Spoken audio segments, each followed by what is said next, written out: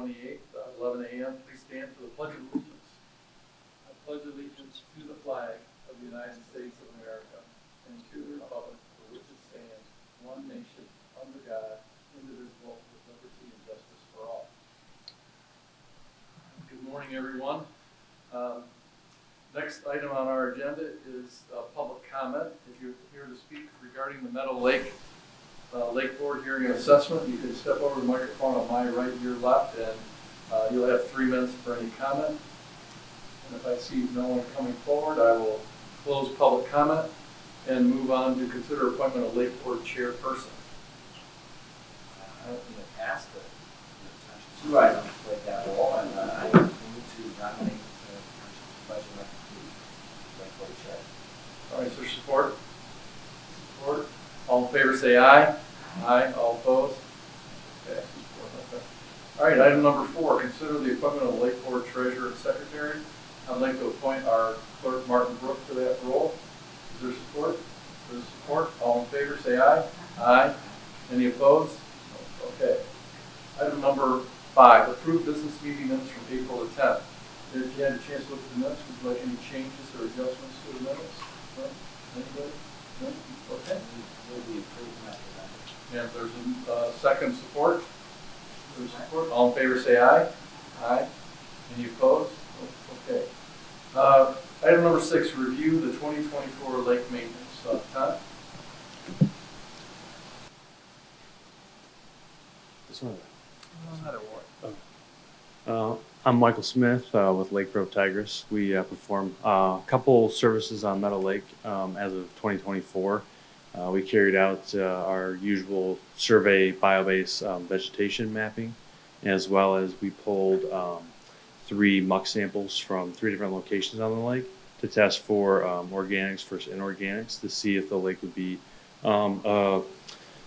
see if it would benefit from basically biodredging, which is the application of muck tablets or pellets to reduce muck load and to slow down nutrient release from the lake as well.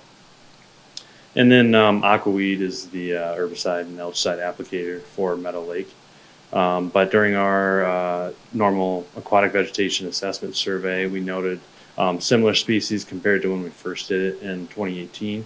It was around 6 different species, and I remember the culprit back then was dense amount of carrow growth, and it was starry stonewort as well mixed in. And this really does limit the biodiversity that can grow because of how extensive and thick the mats can grow along the lake bed. So for, I guess, better management for that, maybe aquatic or aquaweed can look at using a granular algicide. It'll last a little bit longer and have more contact time with that carrow or starry stonewort. Any questions for Michael? What's the plan for this year? Plan for this year, we did add on water quality testing, so when we meet next time, we'll be able to talk about those parameters. So it'll be similar to the other lakes with testing biological, chemical, and physical properties, such as pH, temperature, testing nutrients. And then I'll have to look too, we might be doing sulfate, chloride, and fluoride too. So we can discuss those. On the map, the vegetation, the this time look after, it's just a small area now, but that's one of the algae that Yeah. I think you had mentioned in the report, constantly doing that lab analysis to see if it's toxic. Right. Yeah. Yeah. You could do that. It's definitely wouldn't hurt at all. But what we saw out there was like 3 or 4 different clusters. So it's nothing to be too concerned about. And dating back to 2018 when we first did our first report, we noted that as well. So it seems like a regular occurrence. Yeah, we haven't seen a spread or anything like that. And so I think it's pretty minor. And we get out there, we see it again. I could pull it, take a sample back, look at it underneath the microscope, see what I see. But then again, that'll just be confirming species. But we could send it to, I like Greenwater Labs. They're really good. Some of the best phycologists, we have in the country. So I would recommend sending it to them for a P-tox analysis. And then it was also mentioned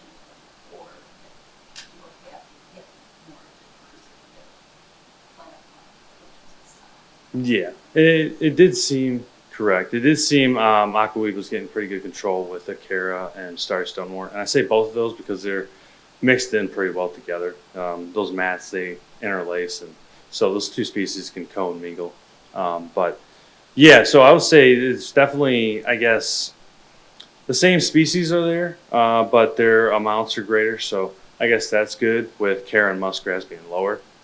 That's what we would kind of want to see, and then hopefully we can expand that going forward while still maintaining, so it's not a nuisance for recreation or anything like that. Okay, thank you, Mike. Thank you guys, appreciate it. Item number 7, consider approval of the general liability and directors and officers insurance policies received from Hub International. So last year, all the lake boards in the township obtained directors and officers liability insurance, and this year they're looking to renew that and also obtain general liability insurance. Total cost for this year is going to be approximately $3,350, and it was included in the budget. Attached in the packet are the quotes provided by J. Sawmiller. Any questions on the insurance? I move we approve any general liability insurance and approve the renewal of the insurance. Support? Support. All in favor, say aye. Aye. Any opposed? It passes. Thank you. Item number 8, review 2024 revenue, expense, and fund balance report. Tom? So in the packet is a fund balance report prepared by the township's accounting department earlier this month. A new document was prepared later last week, and the two are identical. Everything is in order.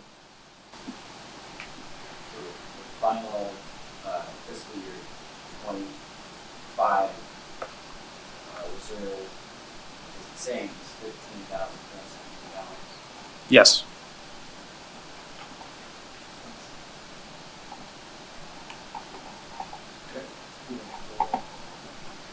Number 9, confirm expenditures since last review, April 5th, 2024 through April 3rd, 2025. In the packet are a list of invoices that the Lake Board has paid since it last met in April of last year.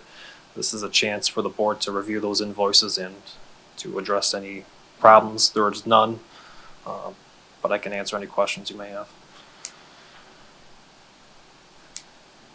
I have to make a motion to approve and confirm the expenditures. Support?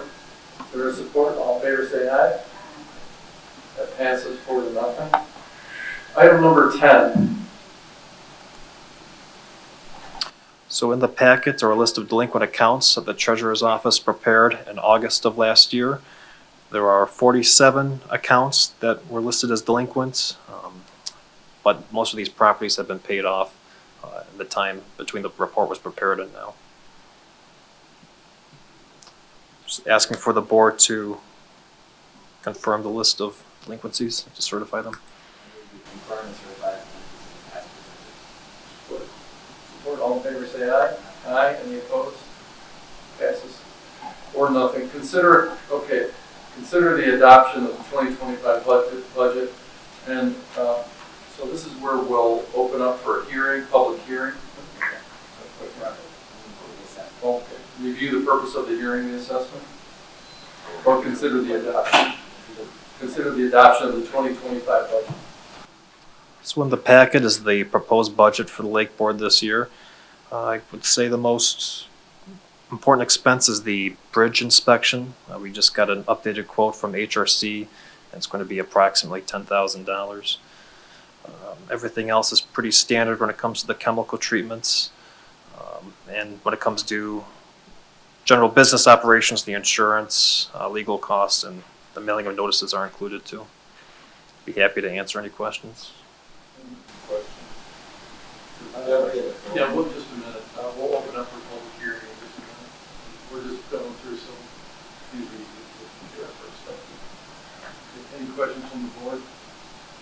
No, just want to thank Tom and Larry for putting this together and working to get all the information necessary. So I will make a motion to approve the 2025 budget presented. And support? Support. All in favor say aye. Aye. Any opposed? Okay. So now we'll open up for a hearing of assessment, and this is to review the purpose of the hearing, and this is the presentation of the Lake assessment role. This is the time where the audience can come up and speak about this budget. So the purpose of the hearing is to review and make any objections to the special assessment role, which is being proposed to address lake improvement matters. Can you step up to the microphone and just tell us your name and address, and we can give you 3 minutes. Sure. My name's Dave Unger. Address is 6860 Valley Spring. That puts me into the higher tier of the Lake Board charges. And sorry. No, go ahead. Not really a concern about the charges themselves. You know, could be more, could be less. I just wanted to understand where the cost of the bridge inspection gets slotted in there, given that there's no increase in the charges being proposed going forward, because it's about $10,000. That's no small amount considering our 4-year budget of, I don't know, roughly $100,000. So that's the only question I have.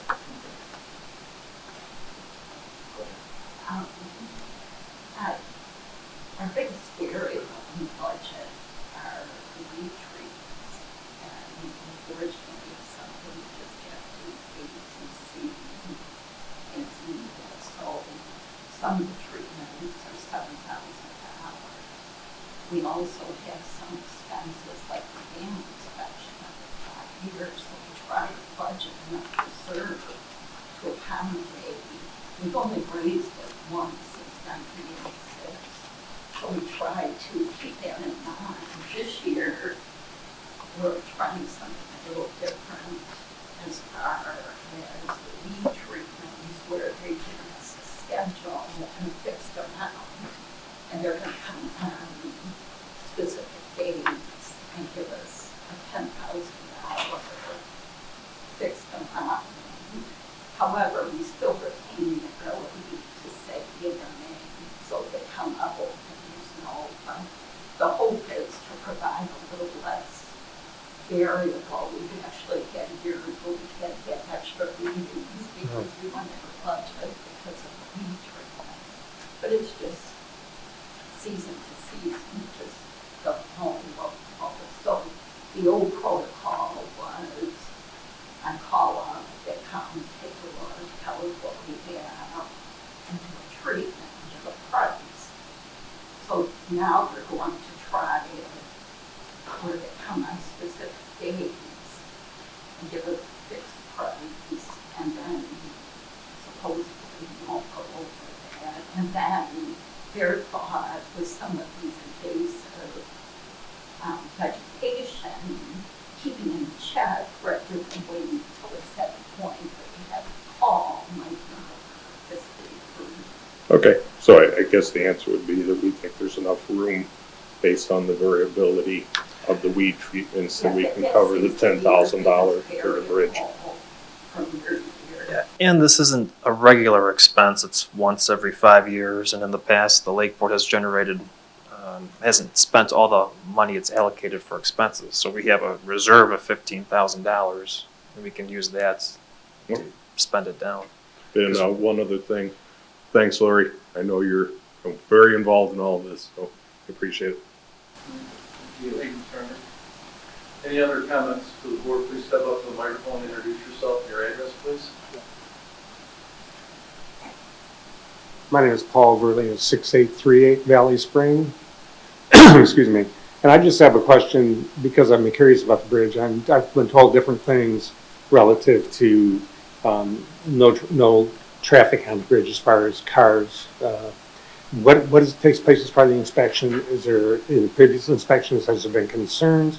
And what do we know about that bridge at this point? That would be my question. Yeah. We had a bridge inspection in 2019, and there was a bit of murkiness as to what the state law is, because most bridges are supposed to be inspected every 2 years, and there's certain criteria, like, for instance, if your bridge can connect to a public road, Right. or, rather than just being on a lane where kind of big state with no access. So we had and at the time, they had concerns, and their suggestion was to limit. The other issue we had is when vendors come weight loading, a lot of them now by the company's requirement have to take a picture to show that what they're bringing over. So we've had huge trucks with sand for the beach that might weigh 10,000 pounds. Okay. So they want to make sure that the loading is accurate. So that's a component of this inspection. So we had the inspection in 2019. At the time, they said to limit the road vehicle traffic until we establish a firm weight limit and address some of the issues that they have. So with a lot happening and various other delays, it hasn't been until we have worked this year and actually have an company come out and possibly in June to do the weight loading and the inspection to give us the answers. You find out more. All right. And I mean, we attempted, even the original company that built the bridge, one on Cheryl, but we're like small potatoes, so they're not bad. Getting the company to come out, so the township was able to get a couple walk to come and do the inspection.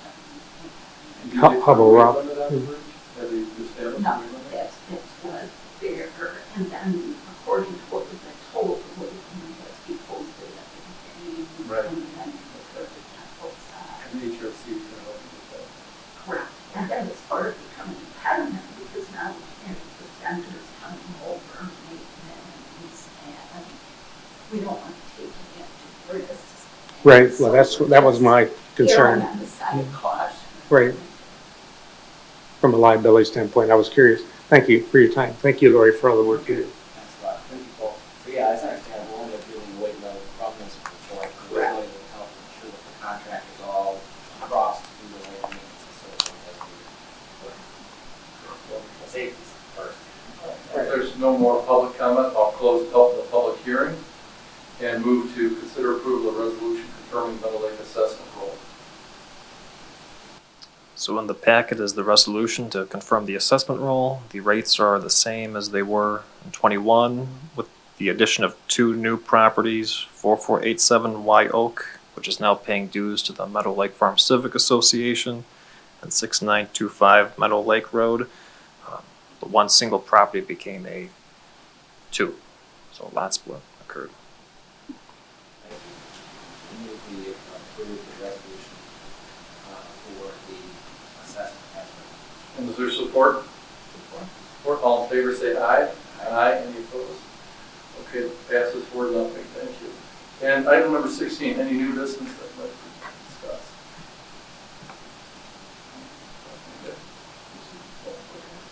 And then I'll move for a motion to adjourn. Okay, we adjourn. Thank you for being here. Thank you.